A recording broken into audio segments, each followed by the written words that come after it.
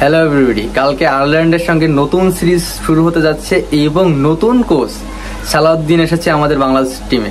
এখন আপনাদের কি মনে হয়, কালকের টিমে কি কোনো অদলবদল হবে নাকি আবার সেই জাকির আলী, শামীম পাটোয়ারি এরা দলে সুযোগ পাবে? তৌহিদ হৃদয়ের মতন ধীর গতিতে কচ্ছপের মতো ব্যাট করা প্লেয়ার সুযোগ পাবে? আপনার কি মনে হয়, নতুন কোনো প্লেয়ার কি সুযোগ পাবে? আমাদের দলে কি নতুন কোনো প্লেয়ার আসতে পারে, ইনভলভ হতে পারে? আমার কাছে মনে হয় আশরাফুল নতুন কোনো প্লেয়ারকে দলে ইনভলভ করতে পারে। আর এই চমক দেখার জন্য কালকের ম্যাচটা অবশ্যই আপনাদেরকে দেখতে হবে। আর আপনারা না দেখলেও সমস্যা নাই, আমি ক্রিকেট বিশ্লেষণ নিয়ে সর্বদাই সবসময় আসি।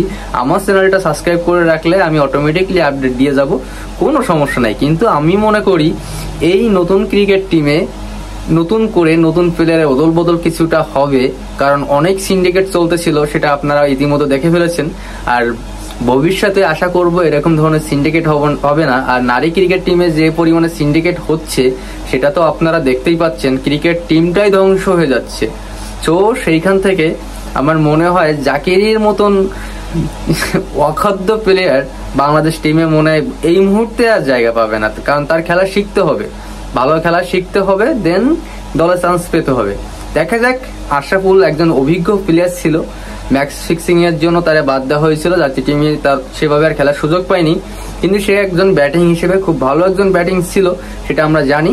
এবং কালকে লিটন দাসের অধিনায়কের থেকে শুরু করে নতুন নতুন প্লেয়ারের কিছু অদল বদল হবে। আমার মনে হয় 3টা প্লেয়ারের অদল বদল হবে।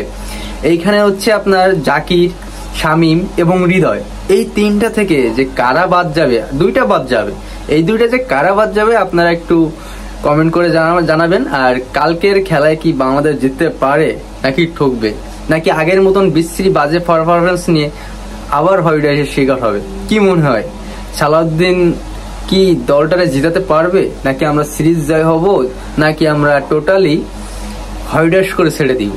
এইভাবে মূলত কথা হচ্ছে, আপনার প্রতিশোধ নিতে গেলে এইভাবেই নিতে হয়, হয় টেস্ট করে। এখন টার্গেট হয় টেস্ট করবো আমরা, একটা ম্যাচ জিতবো না, 2টা ম্যাচ জিতবো না, আমরা 3টা ম্যাচই জিতবো। দেন একুরেট যত জবাব দেওয়া হবে। ঠিক আছে, টাটা, বাই বাই।